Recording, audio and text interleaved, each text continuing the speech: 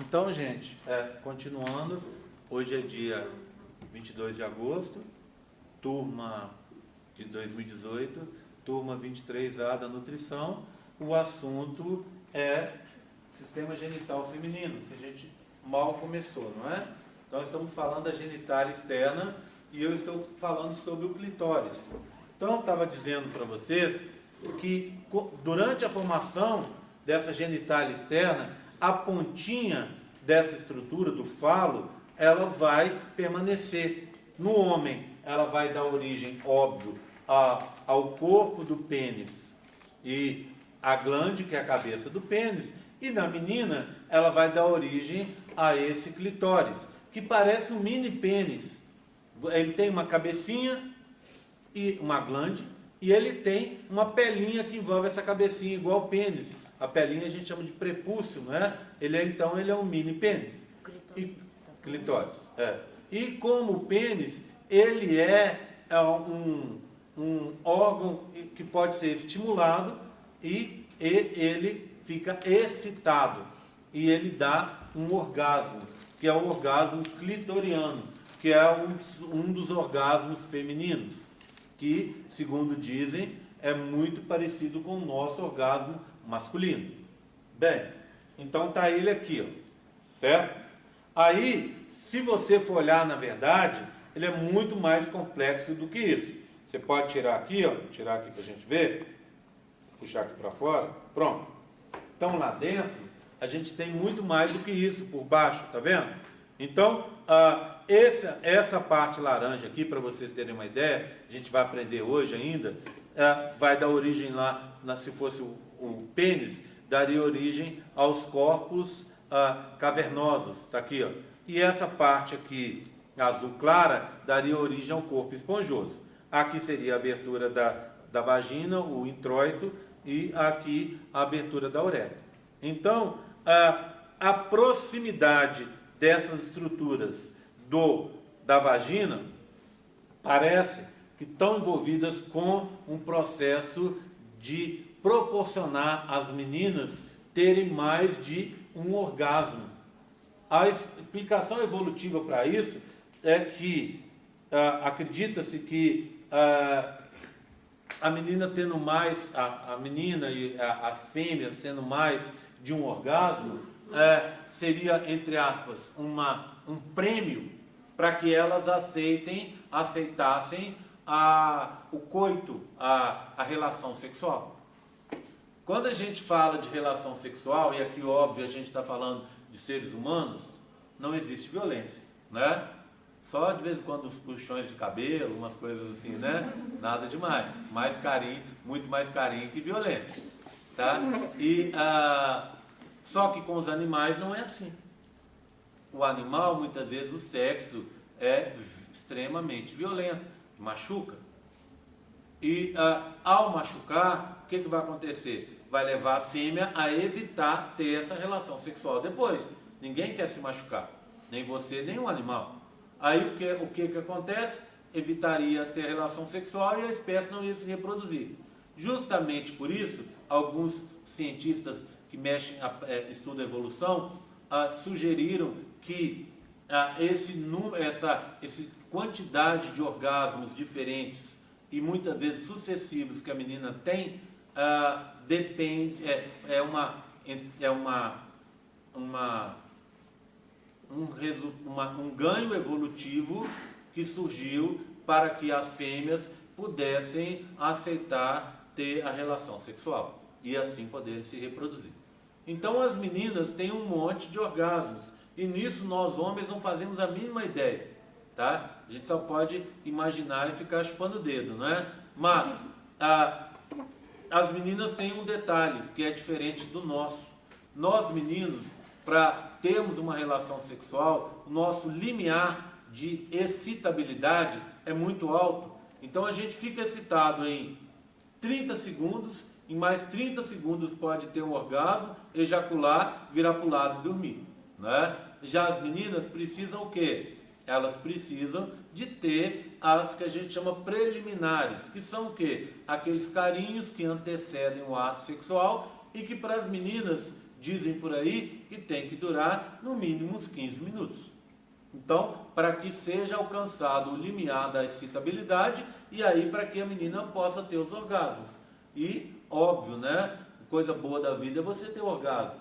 Então, uma das coisas boas da vida. Então, você não pode perder. Exija, então, as suas preliminares, tá? Quando você for ter relações sexuais, porque isso faz toda a diferença. Bem, tudo bem? Então, vamos agora começar a ir para dentro, certo? Já falamos dessa estrutura externa, que é a vulva ou pudendo. Agora, eu vou começar a ir um pouco mais para dentro. Eu tenho aqui nesse modelo, eu tenho um útero e uma vagina cortada. Então, aqui estaria a vagina, tá vendo? A vagina faz parte agora da genitália interna. Então, vamos mudar aqui.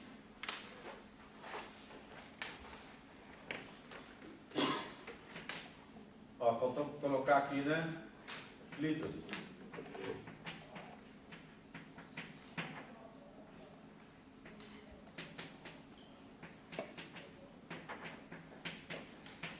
Vamos começar então com a vagina. A vagina faz parte dessa genitália interna e ela é o órgão copulatório.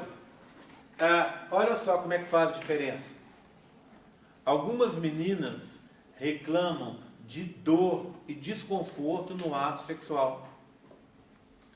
A vagina natural, normalmente, ela tem uns 8 centímetros por uns 2,5, 4 centímetros assim. Então, ela, em teoria, ela seria pequena para receber o pênis. Só que quando a menina fica excitada, que tem as tais das preliminares, acontece o quê? A vagina se alarga e se alonga para receber o pênis. Além disso, ela é lubrificada, permitindo a entrada e a saída do pênis. O que acontece quando ela não está lubrificada? O pênis passa por ela e muitas vezes machuca.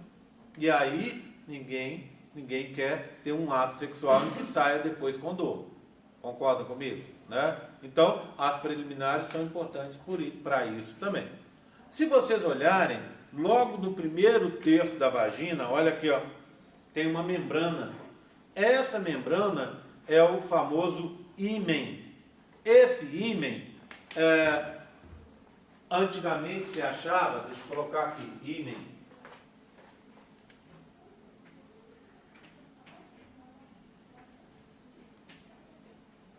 Primeiramente se achou que esse ímen fosse para proteção contra micro-organismos. Como assim, Gé? É porque é o seguinte, imagina, aqui você tem a vagina. Ela é aberta ao meio externo. Ela é aberta, passa para o útero, que também é aberto, olha, comunica com o útero. O útero vem, passa pelas tubas, que também são abertas. E aí, aqui dentro você teria, aqui fora você teria o quê? A cavidade peritoneal, que é uma área bem desprotegida do nosso corpo. Se uma bactéria entrar por aqui pela vagina, passar pelo útero, passar pela tuba e cair na cavidade peritoneal, ela pode colonizar essa cavidade e causar uma infecção generalizada, de difícil tratamento. Então, quando a gente vê essa membrana aqui, a gente pensa logo, ela é uma barreira para a entrada de bactérias. Só que quando você olha no interior do útero, e aqui na vagina também, ele é cheio de bactérias, mas são bactérias boas, são bactérias da nossa flora bacteriana, endógena, bactérias que estão aí convivendo na boa com a gente. E elas são super importantes para manter esse meio adequado para receber os espermatozoides, adequado para o desenvolvimento do bebê tal, e também elas bloqueiam a proliferação de bactérias nocivas. Bem, voltando à membrana, ao tal do ímen. Então, quando a gente vai olhar o ímen, a gente observa o seguinte, que existem vários tipos diferentes de ímen. Olha, vou pegar alguns aqui para vocês verem. Então, você tem desde um ímen que é totalmente fechado, há ímãs com diversas aberturas, tá vendo? Ó? Aberturas diferentes, tá vendo? E até a possibilidade de não ter ímã. Em outras palavras, a menina pode nascer com ímã com aberturas assim, pode nascer sem ímã, ou pode nascer com um ímã totalmente fechado, que a gente chama ímã imperforado, tá? O que acontece com esses ímãs? Normal, tá? Normal, não há nenhum problema. O mais problemático é o totalmente fechado, porque em algumas vezes, quando a menina tem a primeira menstruação, que a gente chama de menarca, o que acontece? O fluxo desce e fica preso pelo ímã e não sai. E aí a menina começa a sentir muita cólica, a sentir muita dor, acaba parando no médico. O que o médico faz? Vem com o bisturi e faz um cortezinho, para que o fluxo possa sair. Então vocês estão entendendo a união das duas histórias? Ou seja, o ímã é cheio de buracos. Ele permite a entrada e a saída de coisas. Então ele permite a entrada de bactérias e a saída do fluxo menstrual. Então ele não é uma barreira para proteção interna. Aí, quando se entendeu um pouco mais sobre a embriologia, se descobriu, na verdade, que esse ímã, ele é um resquício de uma estrutura que se formam duas estruturas aí para formar a vagina, e a separação entre elas é essa membrana que sobra, que é o ímã, e que ela, muitas vezes, em alguns casos, ela desaparece totalmente, mas em outros casos ela permanece uma parte dela, certo? Então, ele seria isso, nada mais do que isso.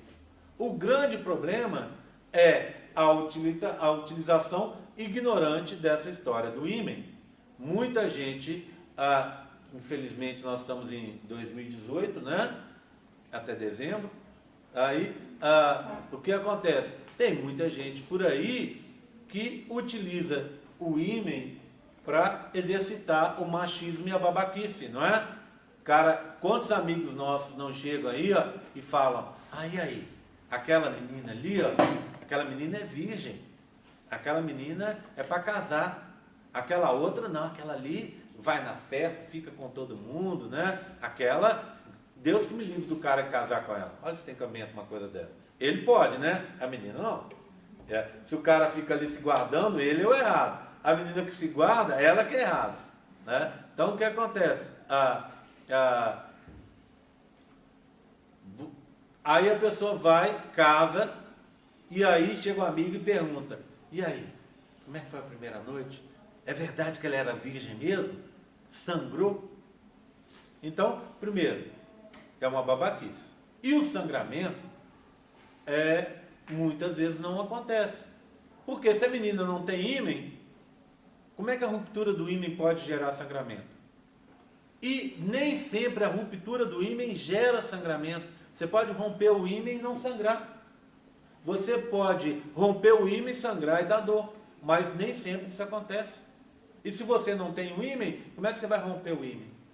E pior, tem gente que não tem o ímã e sangra quando tem a primeira relação sexual. Ou às vezes tem alguma relação sexual por aí. Por que sangra? Vocês têm ideia?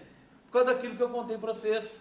Se você não tem as preliminares, a sua vagina está ressecada, o pênis passa por ali e machuca.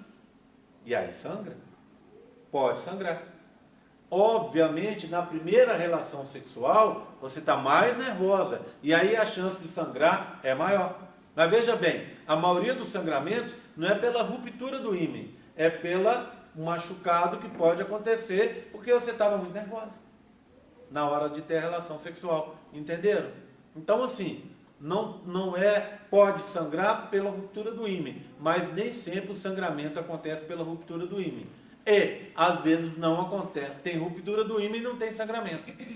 Viram só como é que a história funciona, então? Né? Então, infelizmente, uma membraninha que não faz a mínima diferença, que ainda tem dentro da sociedade machista nossa uma projeção que não tem nada a ver, né? Aí, sabe uma outra coisa engraçada? Tem meninas que têm um ímã que pode se reconstituir normalmente. Como assim? Você tem uma relação sexual hoje. Aí você passa 2 meses sem ter uma relação, 1 mês sem ter uma relação. Para algumas meninas, elas têm um ímã que a gente chama complacente. O que é isso? O ímã, essa membrana se refaz de novo. Ela pega e se refaz novamente, tá vendo? Então a menina não é virgem mais, mas ela tem o ímã intacto. A menina é virgem, mas não tem ímã. Olha só, então isso aí não tem absolutamente nada a ver. Tá? É só uma forma das pessoas exercitarem o machismo e a babaquice delas. Existem, outro dia eu até vi, isso já tem algum tempo, né? Mas ainda se faz, né? Não só de doutor Bumbum vive o mundo, né? Tem gente que vai, tem gente que vai e paga para fazer uma cirurgia plástica de reconstituição do ímã. Teve uma vez que eu vi uma socialite famosa aí, dizendo que ela estava completando 25 anos de casado, sei lá, e que ela deu de presente para o marido dela isso. Ela foi no médico, reconstituiu o ímã para ficar virgenzinha de novo e o marido poder deflorá-la. Olha só, coisa horrorosa, né? Então acontece esse tipo de coisa ainda, né? E tem gente que ainda pega e noticia isso e a gente tem que ouvir essas coisas, né? Mesmo que o queixo caia no chão e saia correndo por aí, a gente acaba ouvindo essas coisas absurdas. Tudo bem? Então, seguindo mais um pouco, tá? Vagina está ali, já que falamos alguma coisa sobre ela. Vamos falar o que vem depois, que é essa estrutura que está aqui, ó. Essa estrutura que está aqui é o útero. Ele fica assentado acima da bexiga. Então, aqui seria a bexiga, só lembrando, aqui está a uretra e aqui está a saída da vagina. Vocês viram que é separado lá, né? Então, a uretra e a saída da vagina, totalmente separados. Essa uretra aqui feminina, ela é mais curta e mais larga que a masculina.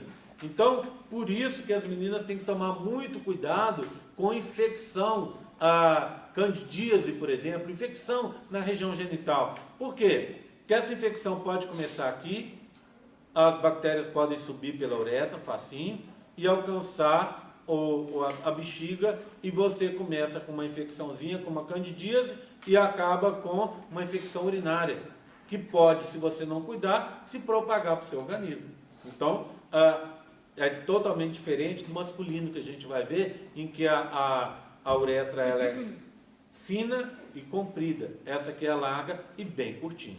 Bem, então essa estrutura assentada em cima da bexiga é o útero. Esse útero, ele vai sofrer alterações durante a gravidez. Como ele fica dobrado em cima da bexiga, a gente consegue entender porque a mulher grávida, ela tem muita dificuldade em relação à urina. Por quê? Útero. Porque esse útero cresce, pesa em cima da bexiga, e essa bexiga que tem uma capacidade aí dos 400, 500 ml, vai passar para ter 150, 200. Aí a menina, toda hora está com a sensação de bexiga cheia, e toda hora a grávida tem que ir ao banheiro porque tem esse incômodo. Bem, o útero tem uma forma de pera. A gente diz que essa forma de pera, tá vendo? Ó, seria o cabinho, ó, da pera. Né? Onde está a vagina aqui seria o cabinho da pera. Essa forma de pera a gente chama de piriforme. O seu útero é bem pequenininho. Os meninos da medicina aqui, quando vão examinar um cadáver pela primeira vez, uma das coisas que espanta todo mundo é o pequeno tamanhozinho do útero. Ele é bem pequeno. Para vocês terem uma ideia, se você fechar a sua mão, o seu útero é bem menor ainda que a sua mão fechada. Ele seria menor um pouco que a sua mão fechada. Tá? Bem, esse útero, ele é dividido em regiões. Ele tem 3 regiões. Essa região de baixo, olha, eu vou colocar os dedos, ó, olha aqui. Tá vendo? Essa região de baixo, em que seria, se fosse uma pera, seria a região mais próxima do cabinho, tá vendo? A gente chama de colo ou região cervical, ou simplesmente cérvix. É nessa região que tem esse encurtamento, é onde é feito o tal do exame preventivo.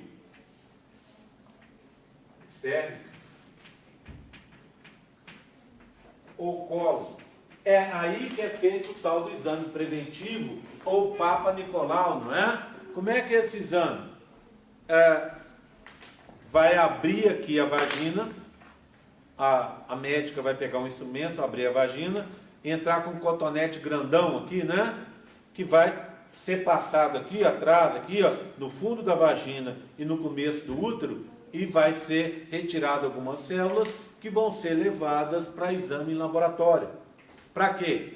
Para ver sobre a presença de alguma célula maligna, ou se transformando em célula maligna, célula cancerígena. Muitos dos cânceres que acontecem nessa região são cânceres de estabelecimento muito lento. Esses cânceres, eles levam, às vezes, 3, 4, 5 anos para ocorrer. E, mesmo quando ocorrem, alguns deles são bem silenciosos. Você pode estar com câncer e não saber. Você pode estar com câncer e isso afeta a sua fecundidade, vai afetando outras coisas e pode dar metástase e espalhar pelo seu organismo e você não saber. Por isso que é importante todo ano fazer o tal do exame preventivo, o Papa Nicolau. Você vai à sua ginecologista e ela vai coletar material para fazer. Isso é essencial para todo mundo, tá?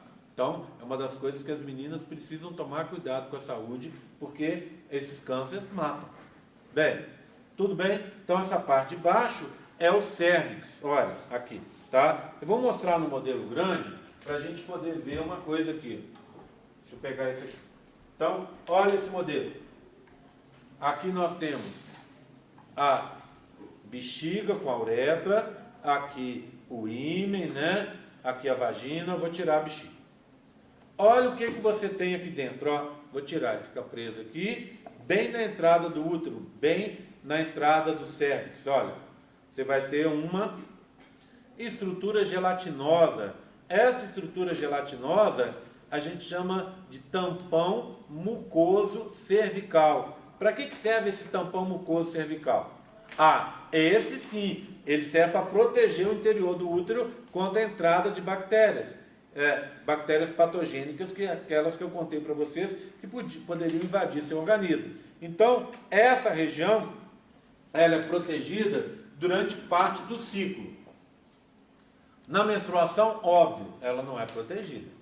A menstruação desce por ali e ela vai embora. E durante seu período fértil também ela não é protegida. Por quê? Porque os espermatozoides precisam entrar. Então, vamos anotar mais um minuto. Saúde.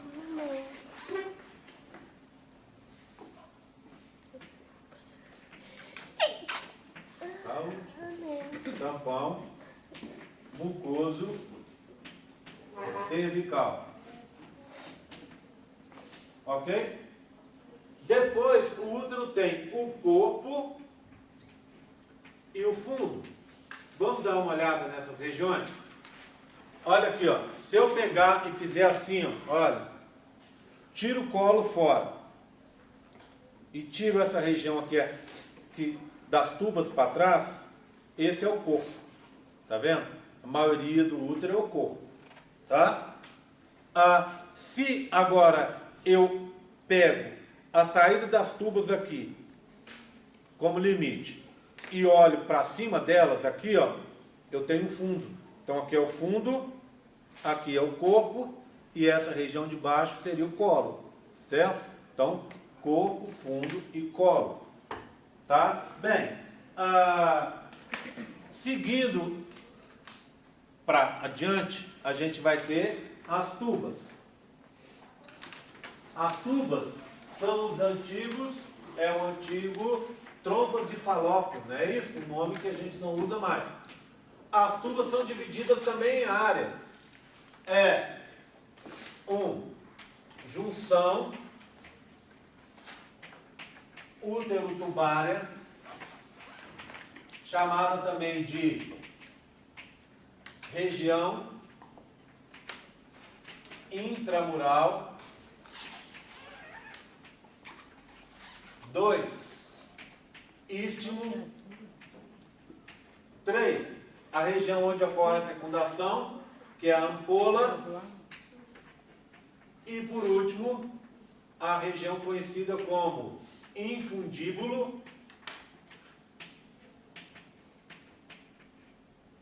que vai ter as tais das fímbrias.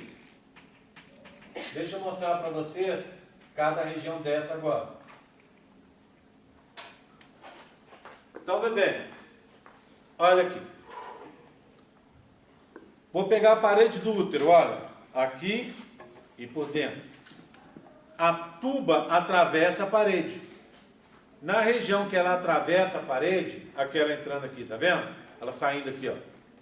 Nessa região em que ela está atravessando a parede do útero, é a número 1A, que é a junção útero-tubária, ou região intramural. Logo depois, a tuba dá uma encurtada. Essa região em que ela encurta, é a primeira região fora do útero, a gente chama de istmo. A seguir, mais ou menos aqui, ó, é onde acontece a fecundação. Então é a ampola, tá? Ampola. E no final, no fundo, aqui, ó, é o infundíbulo, que tem essas projeções em forma de dedos. Essas projeções em forma de dedo são as chamadas fímbrias. Vê bem, como é que funciona? Eu sou o útero, meus braços são as tubas. Então, no período fértil, as tubas se voltam para os ovários e ficam varrendo esses ovários, passando esses dedinhos aí, essas fímbrias, para captar o gameta feminino que é liberado. Mais ou menos assim, ó. Olha lá, ó. Tá vendo o ovário? O ovário está aqui. Olha a fímbria passando por cima dele. Ela vai passar e vai ficar fazendo movimentos ali para conseguir varrer esse ovário e capturar o gameta feminino que é liberado. Ok? Tudo bem? Tá? Eu tenho um outro modelo para mostrar para vocês sobre isso. Ó. Olha aqui. Oi. As fímbrias são constituídas de quê? Tecido conjuntivo? Tecido conjuntivo também e músculo liso, tá? Com epitélio. Então é a mesma constituição das tubas. Daqui a pouco a gente vai falar de histologia dessas regiões. Ok? Bem, então aqui eu tenho, para vocês entenderem um pouco melhor,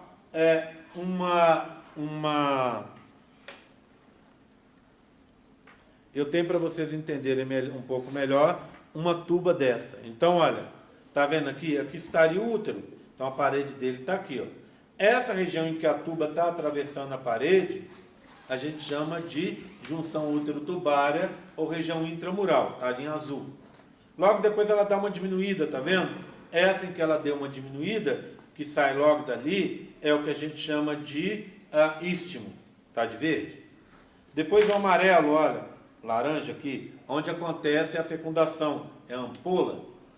E essa última região é o infundíbulo, que tem na sua pontinha aqui as fímbrias, que é aquelas que vão varrer o ovário para capturar o gameta feminino. Ok? Tudo bem? Tranquilo? Tá? Bem, antes de falar da histologia, eu preciso falar para vocês sobre os ligamentos.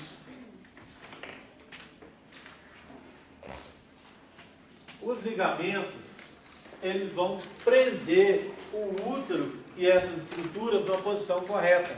Então veja bem, começar por esse daqui, ó. Tá vendo essa estrutura creme atrás do útero? Ela dá para ser vista aqui também, ó. Olha aqui. Essa estrutura aqui, tá vendo? Essa estrutura creme é o que a gente chama de ligamento largo. Ele vai segurar as tubas na posição, o útero na posição, os ovários na posição, tá vendo? Então, é o ligamento largo. O que você tem mais aqui? Tá vendo um ligamento aqui, ó, prendendo o ovário no útero? Esse ligamento é fácil de guardar. Ligamento ovárico. Ovárico, tá? Ligamento do ovário. Ele é chamado também devido à posição, imagina, o útero está assim, ele está na posição transversal, então é ligamento transverso. Então esse é o ovárico ou transverso, tá? Esse que está aqui que eu estou pondo o dedo. Se você for olhar dentro aqui, atravessando o ligamento largo, você tem vários outros ligamentos, tá vendo? 3 de um lado, 3 do outro, ó, 1, 2, 3. Esses ligamentos são ligamentos que eu só preciso que você guarde um aqui, o nome. Esse ligamento é o ligamento redondo, tá? Que é o mais famosinho deles. Esse de cima aqui, ó, redondo. e tem esses outros aqui. O que esses ligamentos estão fazendo? Eles vão prender o útero na posição certa, dentro aí da cintura pélvica feminina. Então, eles prendem esse útero numa posição correta. Ok? Tudo bem? Tranquilo até agora, gente? Vamos falar de histologia para a gente terminar? A histologia. Então, só colocar aqui: largo, ovárico ou transverso e o ligamento redondo, né? Bem, a histologia. Se eu for olhar o útero, ele é dividido por três, ele é formado por três tecidos. Da parte de fora para a parte de dentro. Então, de fora para dentro. Professor, Oi. antes de você começar, você pode repetir o que o largo e o redondo fazem? O largo é o de trás. Que segura o útero. Segura o útero e as estruturas na posição. E o redondo prende o útero na cintura pélvica. Esses três aqui na lateral, eles vão prender o útero na posição certa. Porque não adianta só você prender por trás. Você tem que prender dentro dos ossos, dentro dos ligamentos, dentro dessa estrutura aqui, dentro dos músculos e tal. Você tem que segurar ali na posição certa. Então, você tem esses ligamentos para prender, para segurar tudo. E o ovárico prende o ovário ali na posição certinha, tá? Ok? Bem, de fora para dentro. Lado de fora, você vai ter o epimétrio, perimétrio. Eu vou até colocar, ao invés de fazer assim, eu vou colocar um ou, tá? Depois, no meio, você vai ter o miométrio. E mais internamente, o endométrio. Esse endométrio, ele é dividido em duas áreas. As camadas ou estratos basal e o extrato ou camada funcional. Vamos dar uma olhada? Então vamos lá. Lado de fora, ou é epimétrio ou perimétrio, tá de rosa. Depois, o vermelho, miométrio. E a parte de dentro em amarelo, ou endométrio. Bem, métrio é de útero.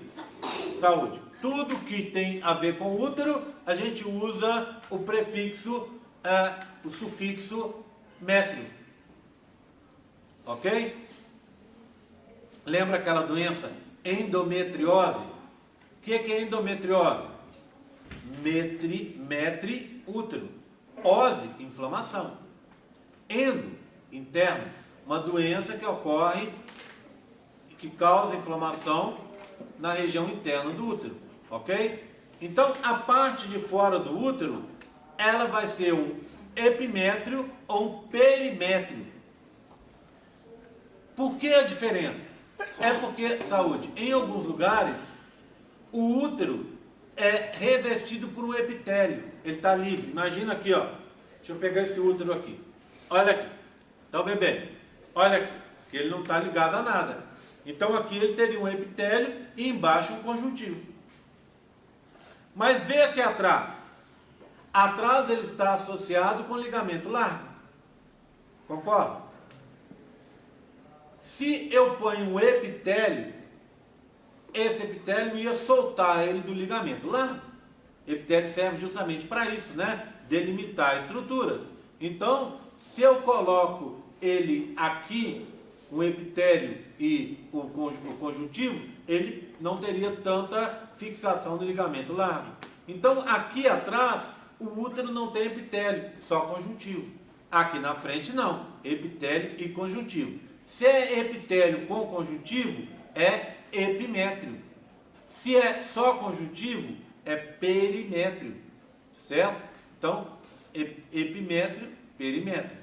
Bem, no meio, Esse tecido do meio é músculo liso.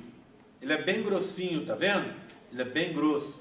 Esse tecido do meio é músculo liso, que tem a ver com as contrações do útero, para expulsar a menstruação, o parto, para sugar os espermatozoides. Então, músculo liso. E a parte interna dele, de novo, repete, é um conjuntivo com epitélio do lado mais interno. Vamos dar uma olhada em umas fatias para a gente entender o que eu estou falando? Vamos fatiar isso aí, ó.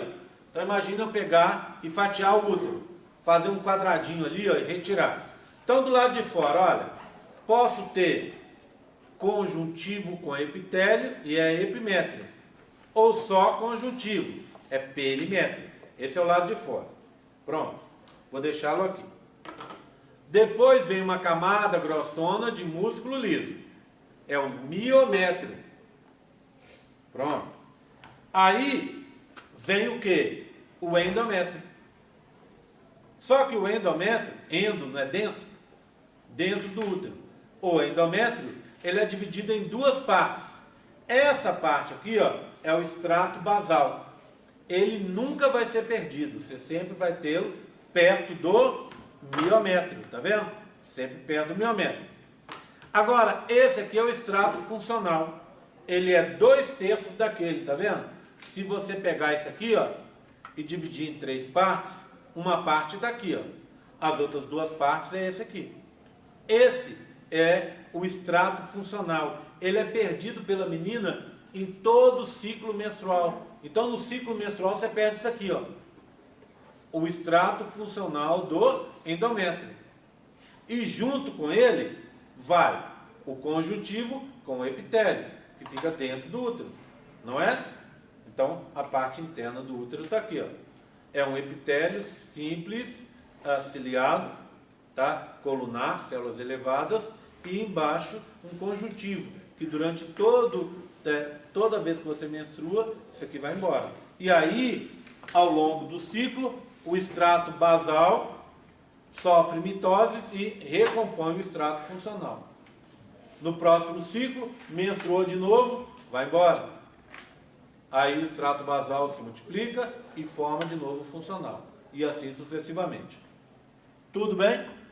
Oi, Carol. Perimétrio é só conjuntivo. E o epimétrio, conjuntivo mais epitélio. Ok, gente? Acabou com o feminino. Alguém tem alguma dúvida no feminino que eu possa ajudar? O endométrio, ele Parte interna do útero. Conjuntivo com epitélio na ponta. Aqui, ó. Tá vendo essas duas tonalidades de amarelo? Ou um amarelo e um laranja? Esses aqui, só conjuntivo. O que você tem aqui dentro? Nervos, vasos, matriz extracelular, células do conjuntivo normal. E glândulas aqui. E um epitélio. Esse epitélio, células prismáticas altas ciliadas. Ok? Tudo bem? Mais alguma dúvida? Tranquilo? Tá? Bem, falei de feminino, vamos passar para o masculino? Temos ainda 45 minutinhos para falar do masculino. Posso? Vamos começar então. Eu vou começar usando esse cantinho no quadro aqui, tá?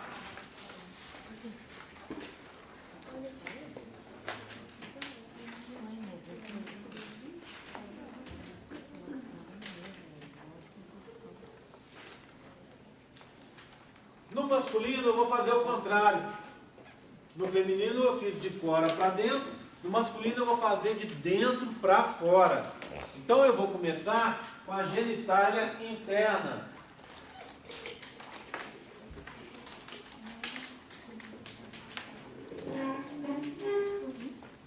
Genitália interna, ela é formada pelo testículo, pelo epidídimo, pelos ductos condutores,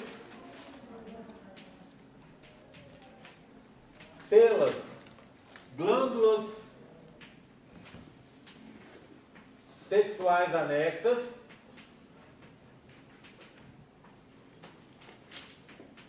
Ok? Bem, testículo. Testículo é o lugar aonde são produzidos os gametas. A gente chama isso de gônada. Vocês repararam que eu não falei sobre o ovário? Né? Ninguém me perguntou, mas eu não falei de ovário. Por quê? Porque a partir da aula que vem, a gente vai ter um tempo só para conversar sobre o ovário. Aí a gente vai olhar a estrutura dele direitinho, vai estudar o ovário. Do mesmo jeito a gente vai fazer com o testículo. Então, por enquanto, não se preocupe. Eu só preciso que vocês entendam que aqui a gente tem o testículo, olha, fica no meio das pernas, né? Você tem um de um lado, outro do outro. Ele tem um aspecto de uma amêndoa, uma bolinha, né? Aqui, ó, e aqui dentro onde são produzidos espermatozoides. Associado a ele, eu tenho como se fosse uma crista aqui, ó, de verde, de um lado e do outro. Essa crista que fica do lado dele, lá de fora dele, é o que a gente chama epidídimo. O que é que esse epidídimo faz? É o local onde acontece a maturação dos espermatozoides. Olha que interessante. Eu produzo muitos espermatozoides. Milhões numa ejaculação. 250 milhões em média. Só que cada espermatozoide que eu produzo, ele leva 120 dias para ser produzido. Então ele leva muito tempo para ser produzido, tá? E aí ele vai ser produzido dentro dessa região que está aqui, que é o testículo. Nós não vamos nem abrir hoje, tá? E aí ele passa para o epidídimo, que é dividido em cabeça, corpo e cauda.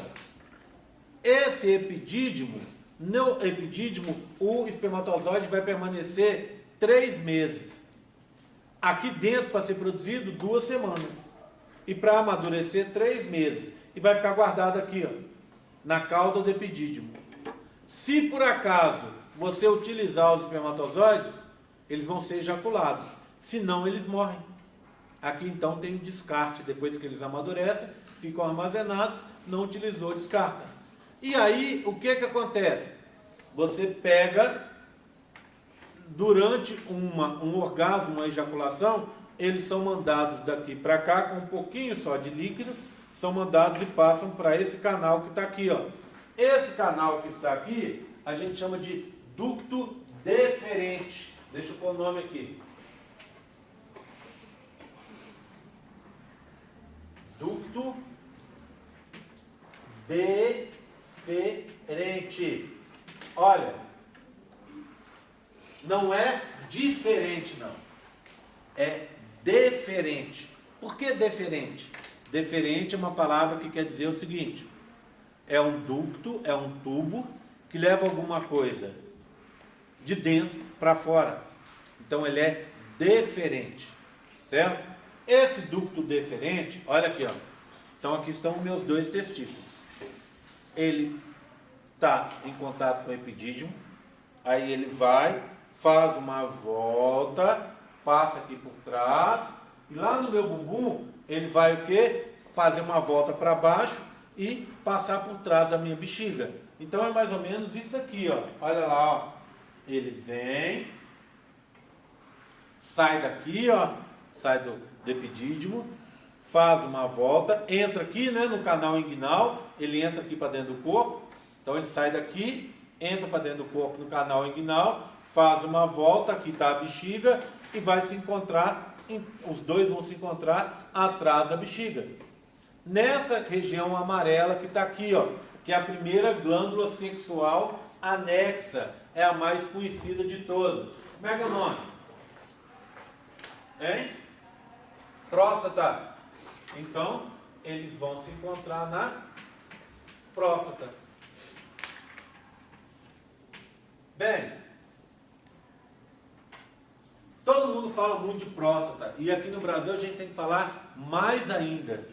Por quê? Porque a próstata, ela é responsável por grande número de casos de câncer masculino no Brasil. Por quê? A próstata, ela também, causa um câncer que é de longo estabelecimento. Ele leva anos para se formar. E quando você faz o exame, você acaba descobrindo esse câncer muito antes e acaba podendo tratar desse câncer nos seus estágios iniciais. Quando você leva muito tempo para descobrir, esse câncer pode já ter se espalhado pelo organismo, gerando metástase, e aí acaba, em muitos casos, levando à morte.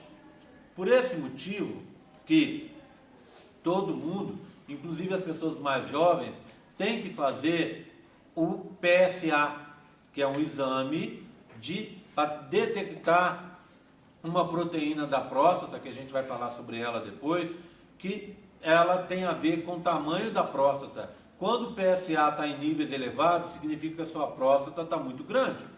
Então, tem que olhar o que está acontecendo. E só para lembrar, câncer de próstata não é coisa de gente velha, não.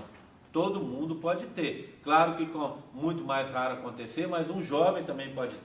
Então, tem que cuidar. Bem, aí, a partir dos 50 anos, começa a fazer o tal do toque retal. Por que faz o toque retal?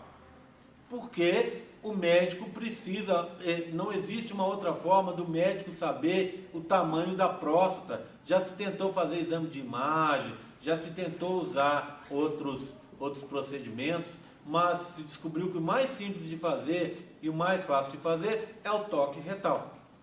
Qual que é o problema? É que a próstata de todo mundo, a partir dos 50 anos, ela cresce. Só que às vezes ela cresce saudável e às vezes não. A próstata, para vocês terem uma ideia, ela tem o tamanho de um pêssego, de uma ameixa, mais ou menos isso aqui, tá? E ela pode crescer e ficar do tamanho de uma laranja Bahia, assim, ó, desse tamanho. E aí, isso tudo pode ser normal, mas descobriu-se que quando ela cresce, esse crescimento tem a ver com alterações em outro, pode causar alterações, a gente não sabe direito o motivo, mas esse crescimento que não seria benigno, pode estar relacionado com alterações em outra região da próstata que vai gerar o câncer. Então, por isso que tem que acompanhar esse crescimento e ver se está tudo bem. Deixa eu explicar melhor. Aqui a gente tem uma próstata, ó, tá? Próstata gigante, né? Sua próstata é desse tamanho. Então, ela tem 3 regiões. Essa região amarela externa, uma região intermediária de verde e essa região mais interna aqui de azul. É essa região mais interna que cresce. E quando ela cresce, se ela cresceu demais, ela pode espremer esse tubo aqui, ó, laranja. Que tubo é esse que está passando por dentro da próstata? A uretra. Então o cara, quando cresce demais a próstata, essa região espreme a uretra e a pessoa tem dificuldade para urinar. Acontece 3 coisas. A pessoa vai urinar, sente ardência e dor. E vai ter sempre uma sensação de bexiga não totalmente vazia, como se ele fosse ao banheiro e parasse a urina no meio. E normalmente ele faz mesmo isso porque está doendo e está incomodando. Bem, então, o que se faz normalmente quando em casos assim? Você acompanha, em casos mais extremos, você enfia uma sonda aqui pela pontinha do pênis, passando pela uretra, essa sonda vem até aqui e vai abrir esse buraco do tubo da uretra que está sendo fechado por causa do crescimento exagerado dessa próstata. Onde acontece o câncer? Na parte de fora. Então, esse câncer não é aqui dentro, mas esse crescimento parece que por alguma razão influencia no problema aqui de fora, que é um problema verdadeiramente sério que leva a pessoa à morte. Bem, chegando aqui, está vendo aqui os tubinhos azuis? Ó, que tubos são esses? Os ductos deferentes. Quando esses ductos chegam na próstata, eles vão se encontrar com essas 2 glândulas que estão aqui, ó, também estão mostradas nos outros modelos, só que menores. Essas glândulas que estão aqui, ó, são glândulas exócrinas. Olha os ductos delas aqui, ó. Essas glândulas são as chamadas glândulas ou vesículas seminais. Tá? Vamos anotar aqui. Próstata, vesículas ou glândulas seminais.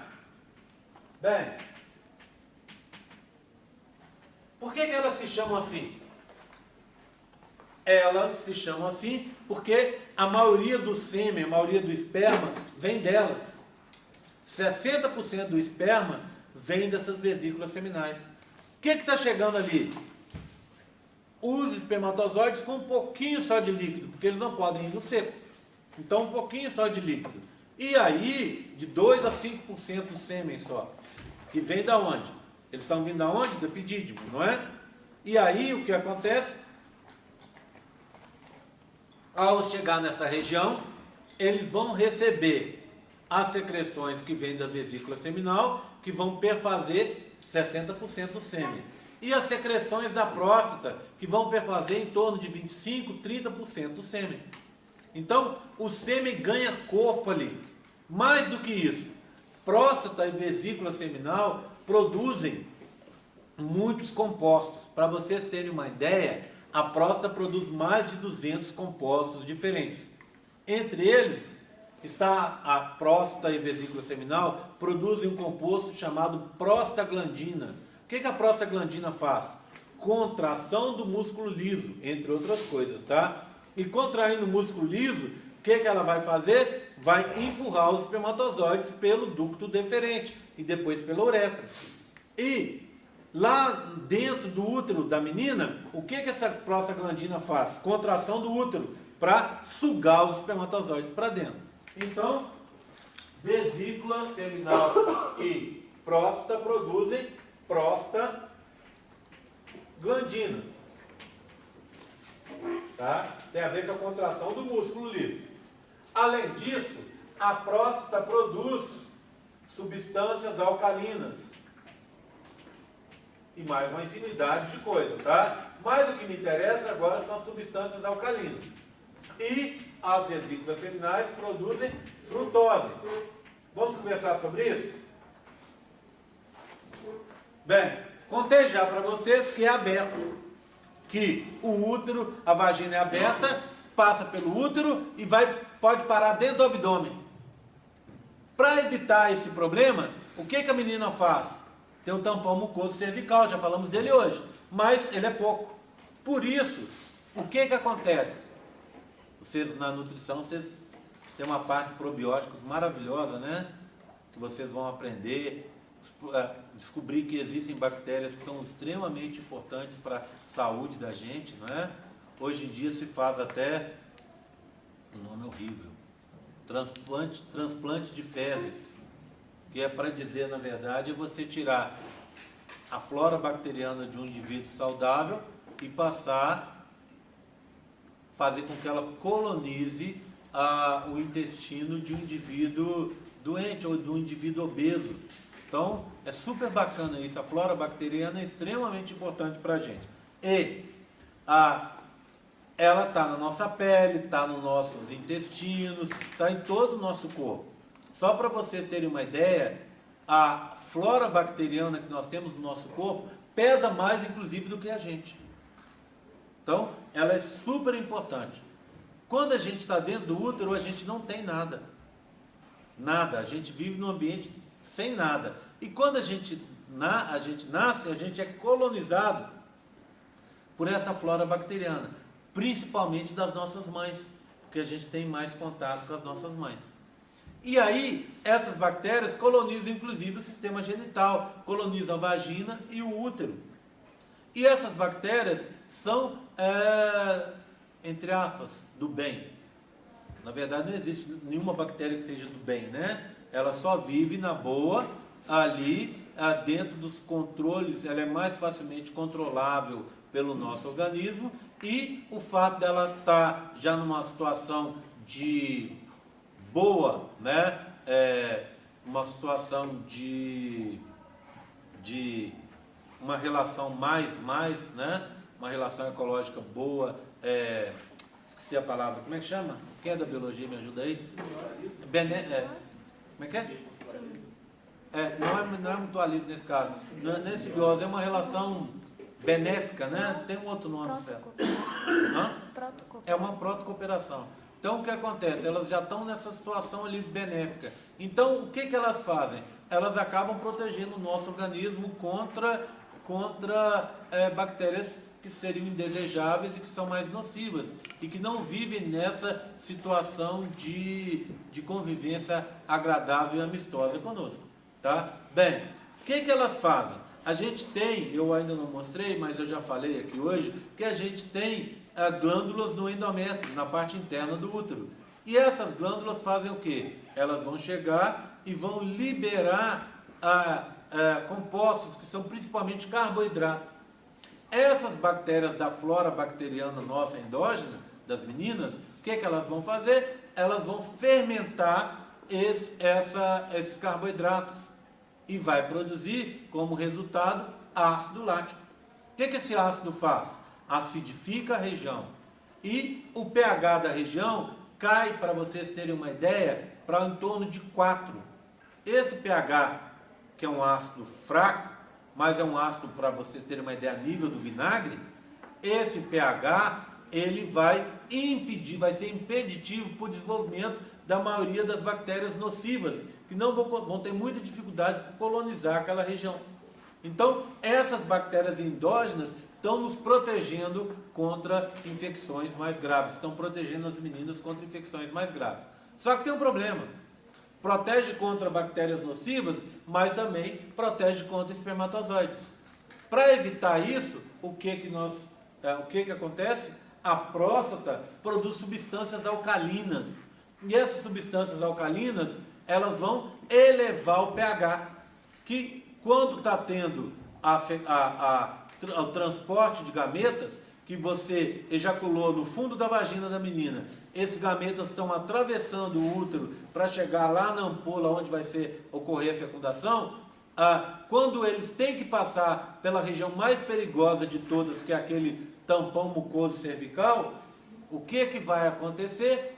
A próstata libera substâncias alcalinas e o pH sobe, deixa de ser 4 e passa para ser 6,8, 7, ou seja, tende à neutralidade. E aí, os espermatozoides ficam protegidos. Quem faz isso é a próstata. A vesículas seminais tem outra função muito importante. Elas produzem frutose. Frutose é um carboidrato, não é? É um isômero ótico da glicose.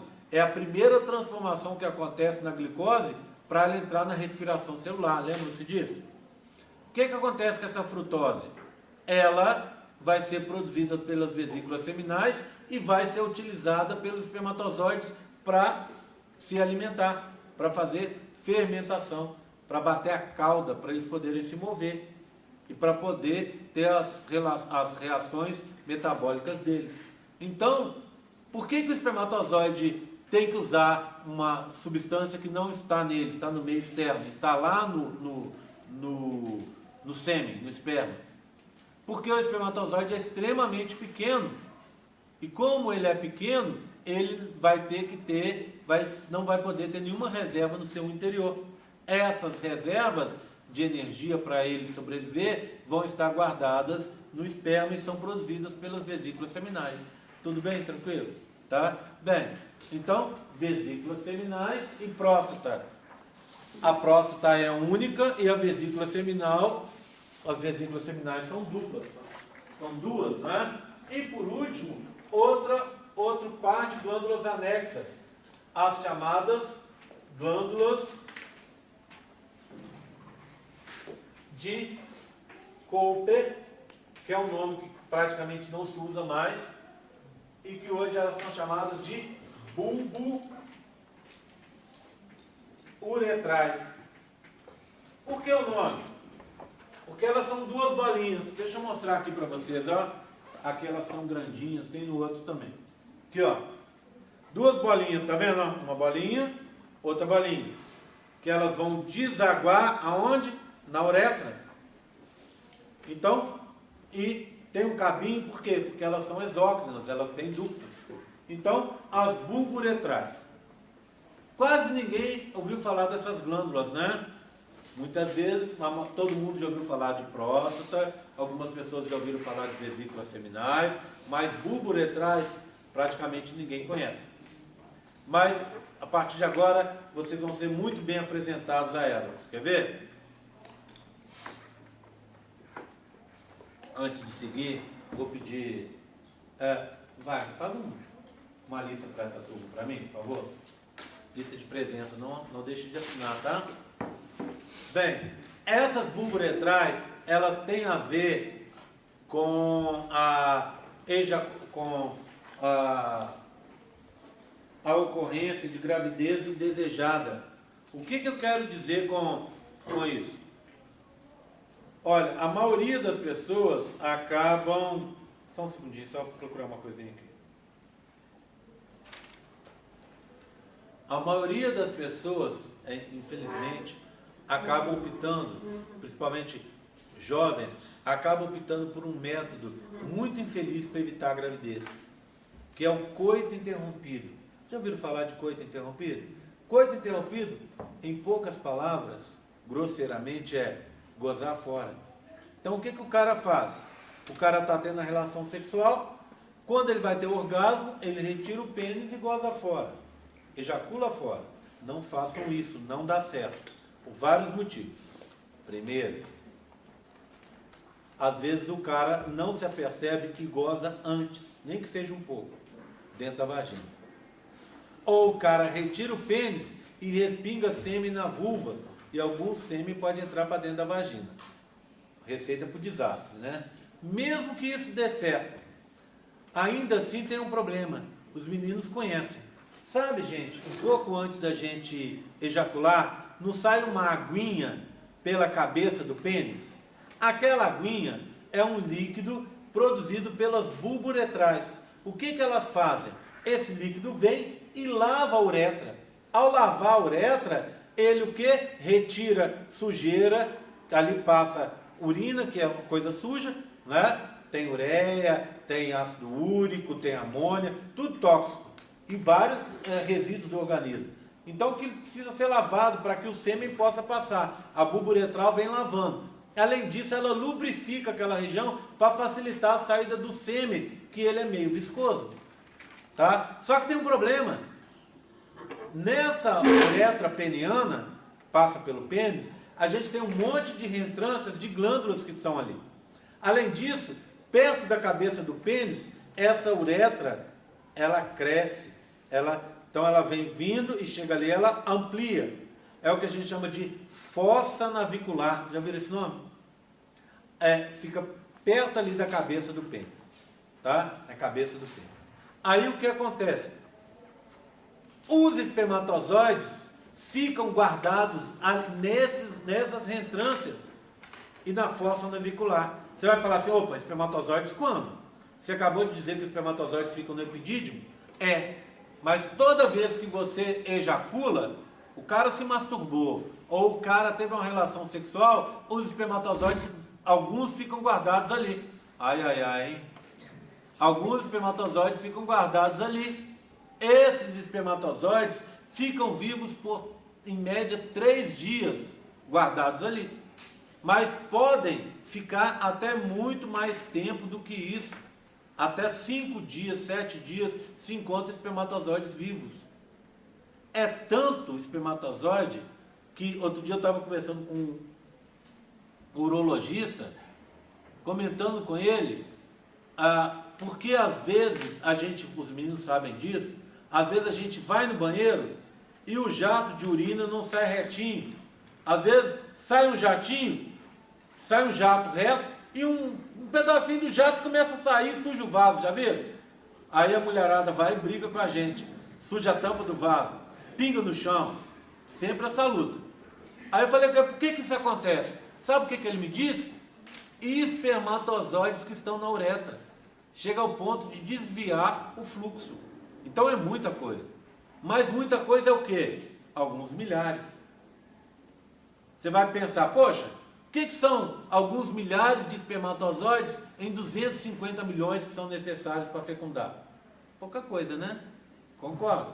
Mas, quando acontece isso e você faz o coito interrompido, desprotegido, né? Você está tendo uma relação sexual desprotegida e faz coito interrompido, o que acontece? Tem o espermatozoide e começa a agir uma das leis mais importantes do universo, tão importante quanto a lei da gravidade, não é? Sabem qual é? Lei de Murphy. A lei de Murphy diz o seguinte, que se alguma coisa puder dar errado, o universo vai conspirar para que dê errado. E aí, para fecundar, é um espermatozoide só que basta. Murphy ajuda, pronto. A menina está grávida. Aí o que acontece? Tem que ficar aqui 2 anos sem ir para casa, escondido aqui, sem contar para a mãe. E assim que o bacuri nasceu e começa a aprender a falar, a primeira coisa que você tem que ensinar a ele é: vovó, eu te amo. Compreende, menino? Porque aí quando você chegar, mãe, trouxe um presente para a senhora. E ela olhar e ver aquilo, você fala assim, aí o menino, faça parte, o menino já fala assim, vovó, eu te amo. Não dá certo, né? Porque é complicado o negócio, tá?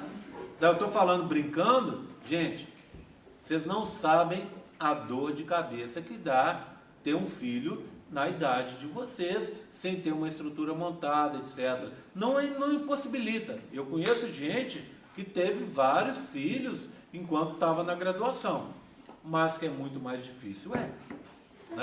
Muito mais difícil, muito mais complicado. Então, tem que cuidar. E isso eu estou falando de gravidez indesejada, nem estou falando de DSTs, que são uma praga terrível que a gente tem hoje. Certo? Tudo bem? Então, assim, voltando ao assunto do genital masculino.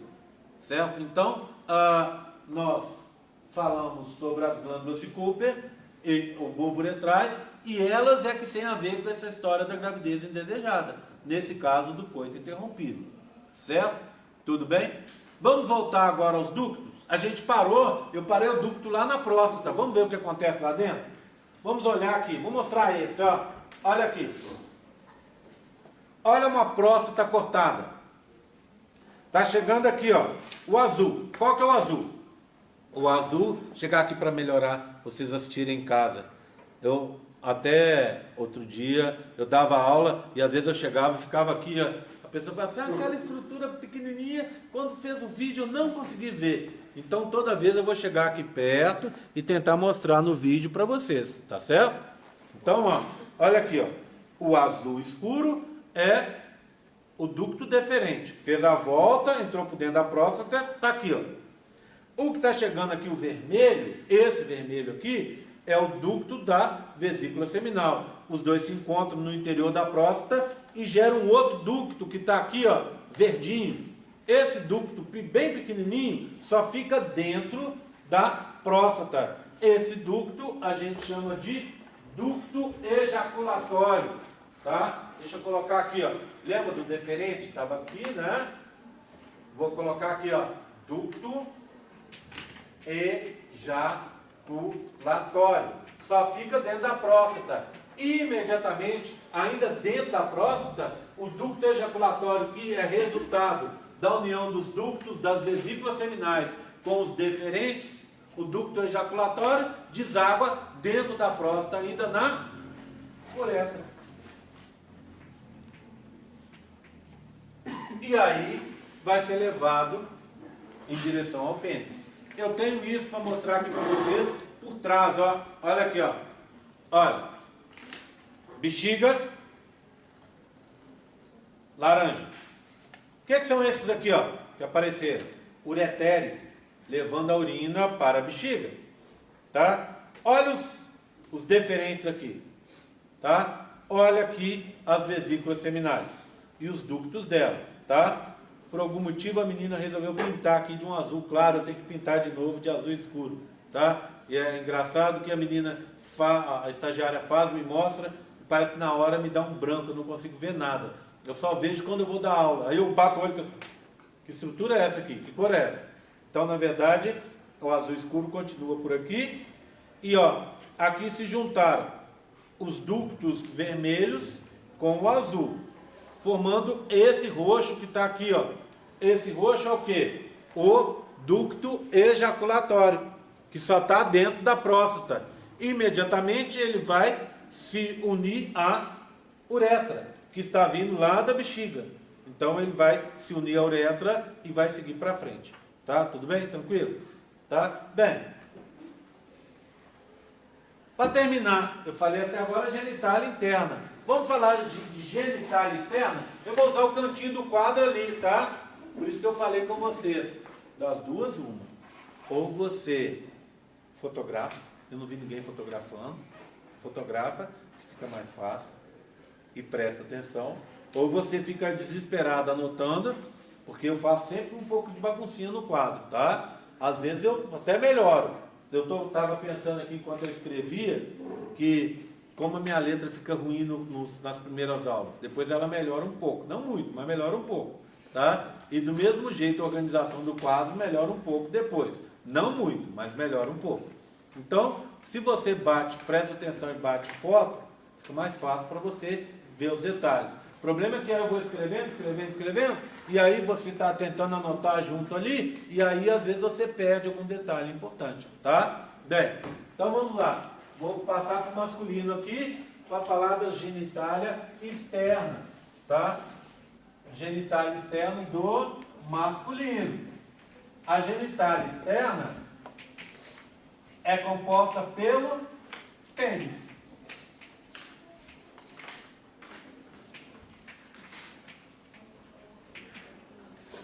Tem que anotar uma coisa aqui que eu não posso esquecer, tá? Uma colinha. Senão eu esqueço de falar. Bem, como é que é o pênis? É o órgão copulatório. Ponto. Esse pênis, ele é o quê?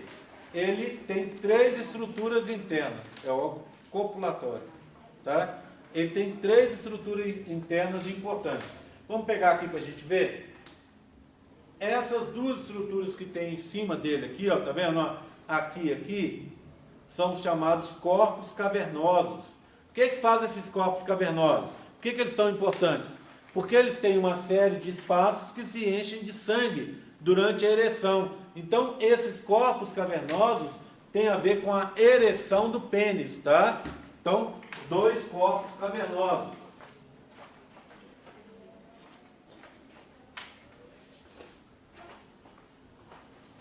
Corpos cavernosos, que tem a ver com a ereção. E um corpo esponjoso, que é também chamado de cavernoso da uretra. Esse corpo esponjoso ou cavernoso da uretra é por onde a uretra vai passar. Então imagina, a uretra está indo, ó. Está indo. Vai entrar para dentro do pênis. E dentro do pênis, olha lá, ó. Olha ela. Está vendo? Entrou para dentro do pênis. Olha as bulburetrais aqui. Ele vai passar aqui embaixo a uretra, ó. Nesse lilás que está aqui. Onde é isso? É o esponjoso ou cavernoso da uretra. Se você olhar, ele fica embaixo do pênis. Tá? Em direção ali às pernas. Então, o que acontece com a uretra? Tem que passar aqui. E essa região não pode sofrer muita ereção. Não pode se encher de sangue e ficar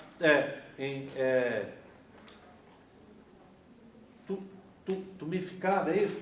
Né? Ela não pode ficar cheia de sangue e ganhar volume. Por quê? Porque senão ela vai espremer a uretra e o sêmen não passa. Então a ereção depende basicamente dos corpos cavernosos, enquanto o corpo esponjoso é o local de passagem da uretra. Mais ainda sobre o pênis. O pênis vai ter uma cabeça, uma expansão no final, que a gente chama aqui na biologia de glande, né? Glande. E essa glande, ela é coberta por uma pele, que a gente chama de prepúcio.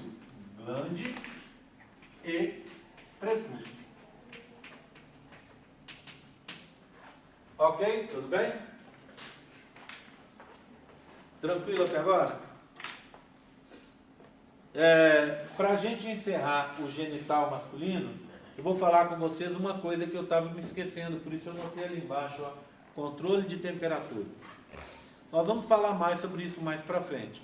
Mas para vocês terem uma ideia sobre o assunto, eu queria dizer para vocês que os espermatozoides, eles são formados apenas em temperaturas abaixo da nossa temperatura corporal, em torno de 1,5 grau abaixo da temperatura corporal. Como é que a gente consegue fazer isso? A gente consegue fazer isso com um sistema engenhoso que funciona assim, ó.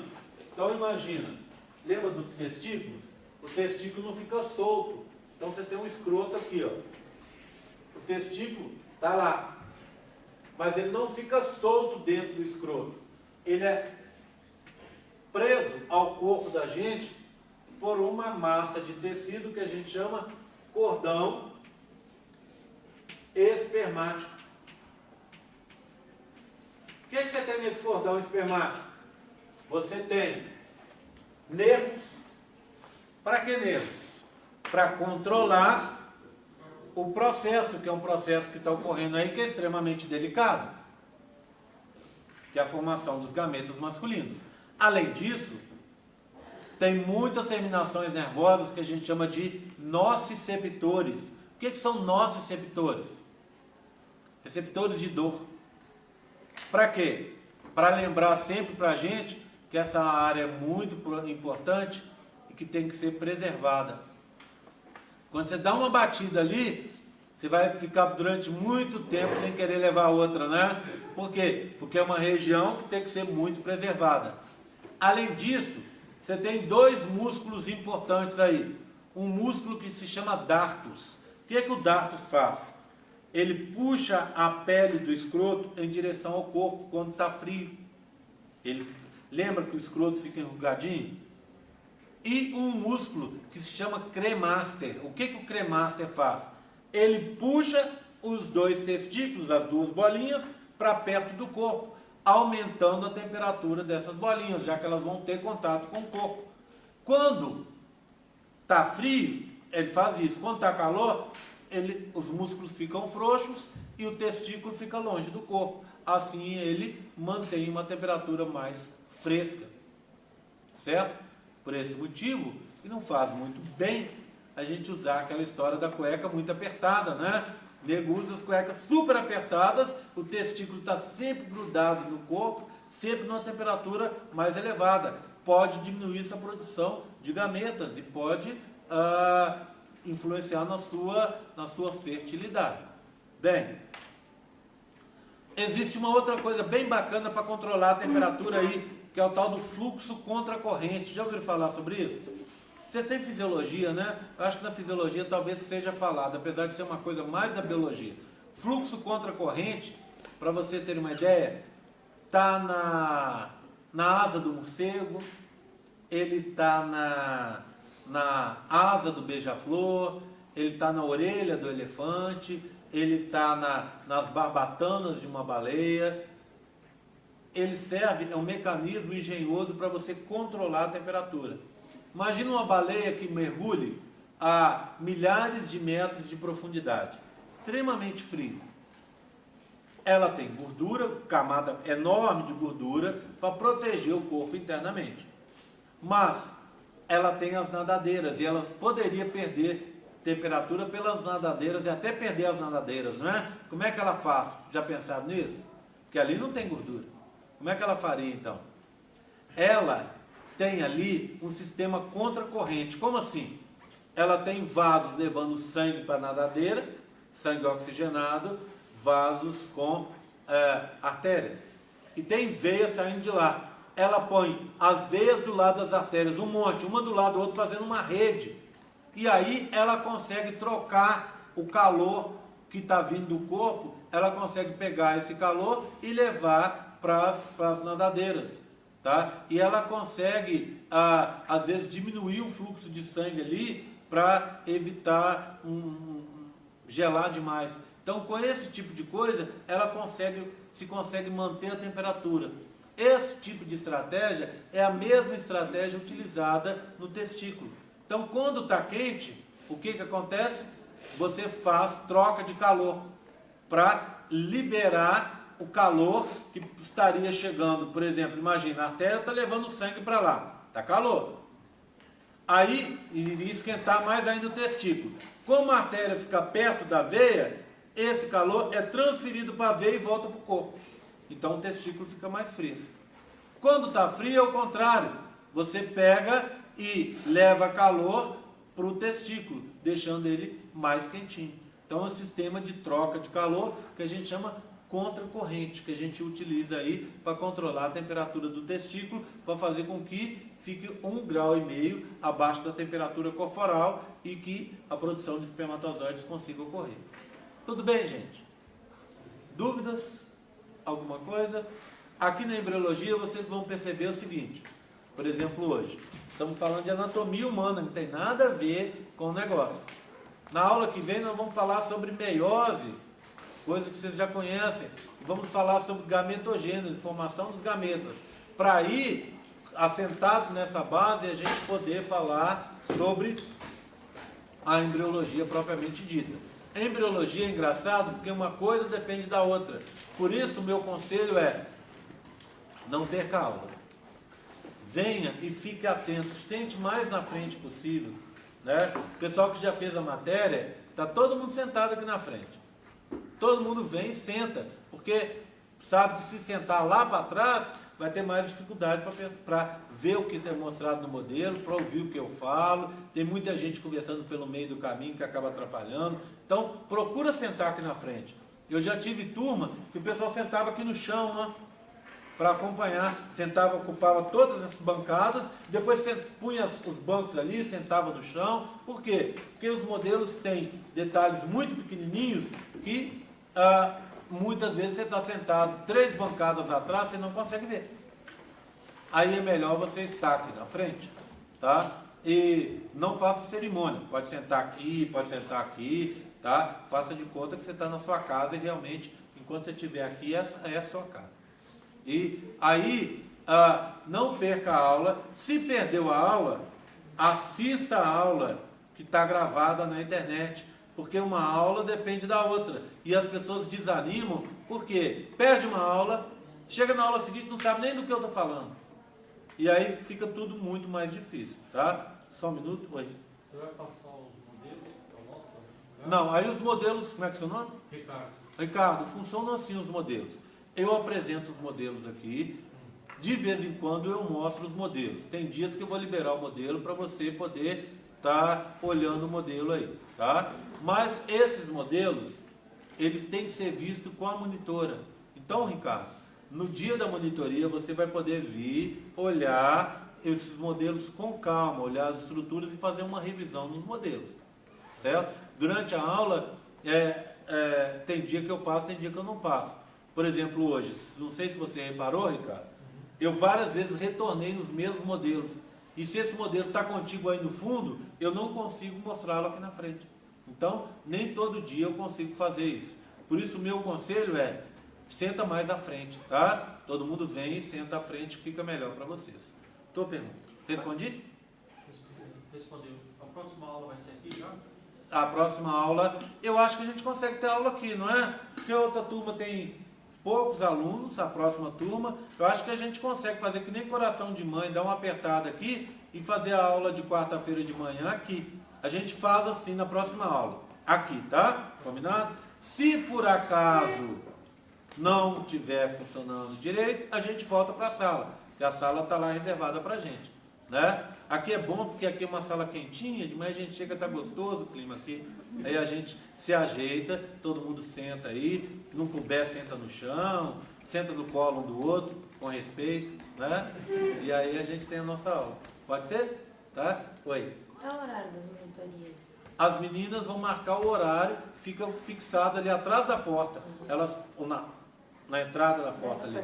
Elas colocam o horário e colocam os contatos. Aí todo dia você dê uma olhada. Hoje tem monitoria, você quer vir na monitoria, vê se não tem algum bilhete, porque é ali que elas colocam, olha, hoje eu não posso dar monitoria porque eu tenho prova, hoje eu tenho não sei o quê. Aí normalmente quando elas colocam o bilhete, elas já dão uma alternativa, tipo, hoje quarta-feira não vai ter, mas eu vou atender a monitoria de quarta na quinta. Como a gente tem muitos modelos, eu aconselho vocês a não deixarem para vir na monitoria na véspera da prova, senão fica muito difícil para vocês, tá? Fica muita gente e vocês não conseguem olhar o modelo com o carinho que vocês precisam para a prova. Combinado, gente? Alguém tem alguma dúvida mais? Eu tenho. Fala. Vai ter alguma prova prática? Povo duvidoso, oi. Vai ter alguma prova prática? É junto com a teórica. Ah, É tudo junto, tá? Antes eu fazia separadinho. Aí eu, como sou um cara bagunçado, resolvi misturar tudo. Tem prática com teoria, tem umas que é só falar sobre o modelo, vai cair foto do modelo sim, você tem que indicar as regiões, mas também às vezes eu mostro essa região, sei lá, mostro a próstata para te fazer uma pergunta teórica especificamente sobre próstata, tá vendo? Você precisa entender o modelo e aí a teoria associada com o modelo, tá? Ok? Tranquilo? Mais alguma? Estou aqui para isso. Obrigado, gente. Até a próxima.